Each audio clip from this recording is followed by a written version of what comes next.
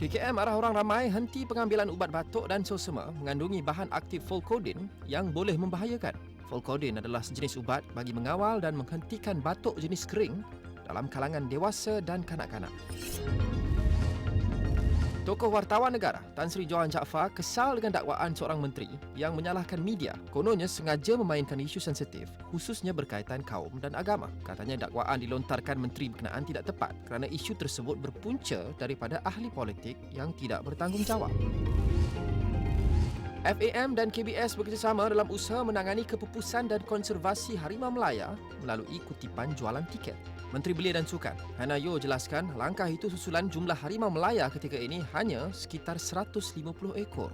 Ikuti liputan berita dan analisis menyeluruh setiap hari di saluran 501 dan astroawani.com.